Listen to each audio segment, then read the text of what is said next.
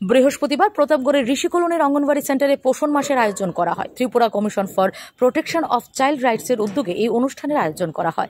এই অনুষ্ঠানে উপস্থিত ছিলেন Tripura commission for protection of child রাইটসের চেয়ারপারসন জয়ন্তী দেববর্মা, আগরতলা পৌর নিগমের ডেপুটি মেয়র মনিকা দাস দত্ত, কমিশনের সদস্য চামিলি সাহা, ঝুমা বিশ্বাস, মৈত্রী দেব, মনিকা দেববর্মা সহ অন্যান্যরা। এই অনুষ্ঠানে এলাকার গর্ভবতী মা ও বাচ্চাদের মধ্যে প্রোটিন জাতীয় খাবার বিতরণ করা হয়। এদিন আগরতলা পৌর নিগমের ডেপুটি মেয়র মনিকা দাস দত্ত এই সংবাদ জানান।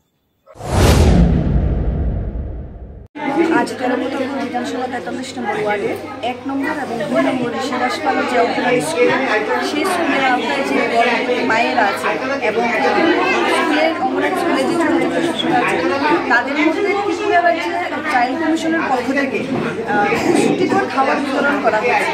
আমাদের মাঝখানে উপস্থিত ছিলেন চাইল্ড কমিশনের যিনি চেয়ারপারসন জয়ন্তী দেববর্মা মহোদয়, কমিটির সদস্যবৃন্দ, পাশাপাশি আমাদের এসডিপিও আছেন পশ্চিম জেলার, এবং মা শিশুদের মধ্যে সুস্থ থাকার জন্য একটি সুস্থ শিশু কীভাবে জন্ম দেওয়া যায়, 18 বছরের নিচে মেয়ে যেন ভাবি বিবাহের বন্ধনে আবদ্ধ না করা হয় এবং একটি মেয়েকে তার লেখাপড়ার মধ্যে দিয়ে উন্নত ভবিষ্যতের জন্য কীভাবে তাকে প্রস্তুত করা যায় সেই সমস্ত বিষয় নিয়ে আলোচনা করেছেন।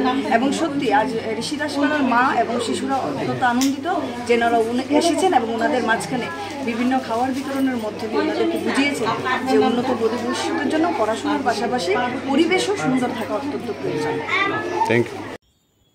Bureau report, S Bharat live 24 hours.